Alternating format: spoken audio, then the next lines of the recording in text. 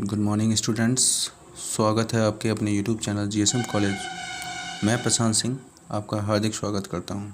जैसा कि पिछले वीडियो में हम लोगों ने दुर्बल तनों को पढ़ा था और दुर्बल तनों में उनके प्रकारों को पढ़ा था।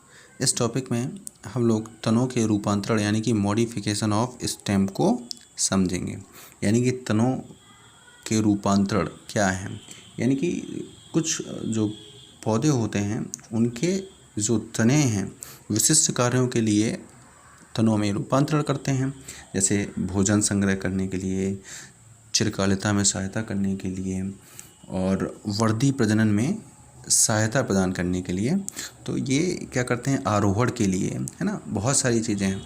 तो इन सभी के लिए तनों में क्या होते हैं, रूपांतरण होते हैं, जिनमें से कुछ हैं जैसे रूपांतरित भूमिगत तने हैं, कुछ रूपांतरित अर्धवायवीय तने हैं और कुछ रूपांतरित वायवीय तने हैं। तो इनको समझेंगे। सबसे पहले समझेंगे रूपांतरित भूमिगत तने को। सबसे पहले इसमें आ जाता है आपका राइजोम, जिसको कहते हैं प्रकंद। ये क्या होते हैं, ये भूमि के अंदर ये जो तने होते हैं, यानी कि ये जो तने का रूपांतरण है राइजोम, ये भूमि के अंदर 36 दिशा में वृद्धि करते हैं। पर्व संधियाँ इसमें पाई जाती हैं जिस पर भूरे रंग के इस पर क्या स्केल लीव्स उपस्थित रहते हैं। कैसे, भूरे रंग के स्केल लीव्स आपने देखा होगा। बहुत अच्छा उदाहरण इसका जो है वो आपका अदरक है, गिंजर।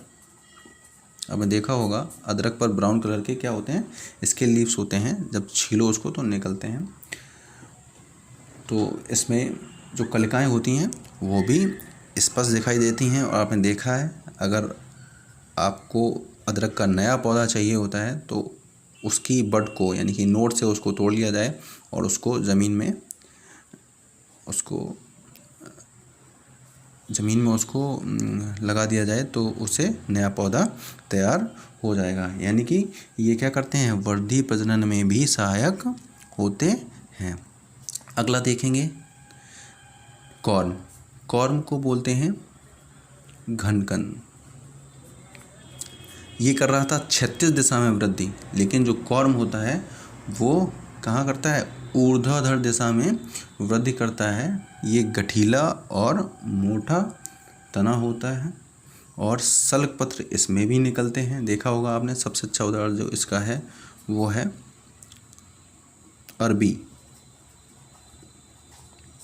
अरबी है और जिमीकंद भी।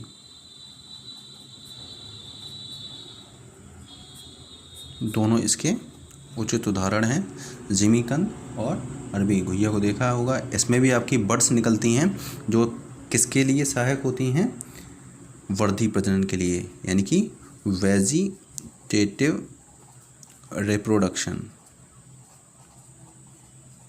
के लिए क्या होती हैं, उत्तरदायी होती हैं। अगला देखेंगे ट्यूबर। ट्यूबर को बोलते हैं कंद। ट्यूबर को क्या कहते हैं, कंद कहते हैं। अब इसमें क्या होता है, ये गोलाकार होता है और ये भूमिगत जो शाखाएं होती हैं, भूमिगत तना है, उसके अंतिम छोर यानी कि अंतिम छोर पर फूली हुई संरचनाओं से निर्माण होता है। यानी कि ये जैसे ये तना है नीचे की तरफ बढ़ रहा है, ठीक है, और उसकी जो अंतिम शाखाएं आलू इसी तरीके से लगा होता है यहाँ पे। तो ये जो फूली हुई अंतिम जो संरचनाएं होती हैं उनको क्या कहते हैं, स्टोलन कहते हैं।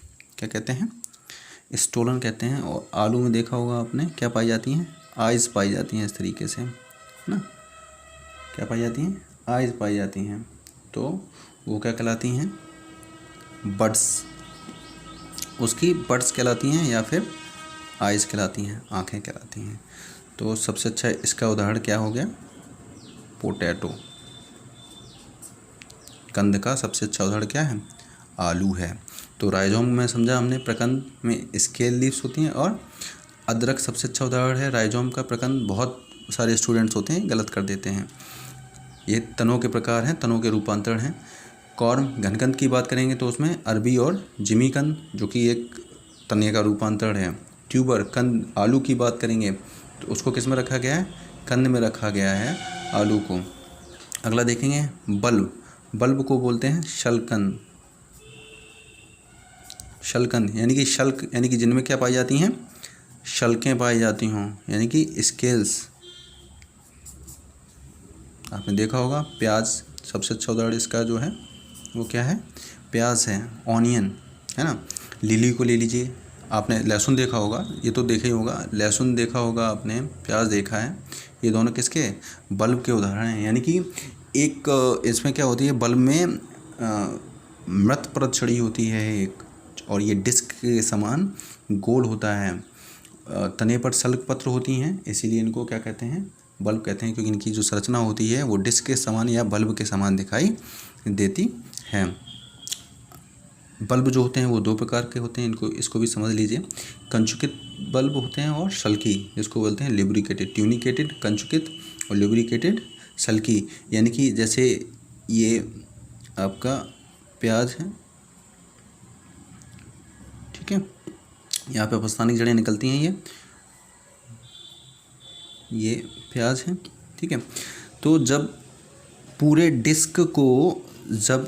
डिस्क पर स्केल लीव उपस्थित होती है, यानी कि सल्क जब पूरे डिस्क पर उपस्थित होती है, सकेंद्रित होती है, तो वो कहलाता है ट्यूनिकेटेड बल्ब। और लुब्रिकेटेड की बात करेंगे, ट्यूनिकेटेड में आ जाएगा आपका ऑनियन, देखा है, पूरे पे एक मृत परत चढ़ी होती है।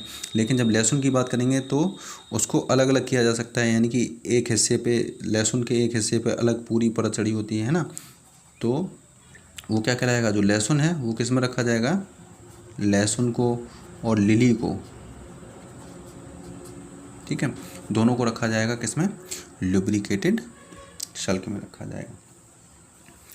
इसमें देखेंगे अगला जो है रूपांतरित अर्धवायवीय तने। ये क्या होते हैं भाई, तो रूपांतरित अर्धवायवीय जो तने होते हैं उनमें जो तने का आधा हिस्सा होता है वो भूमि के अंदर और आधा हिस्सा भूमि के बाहर, इसीलिए तो इनका नाम रखा गया है अर्धवायवीय।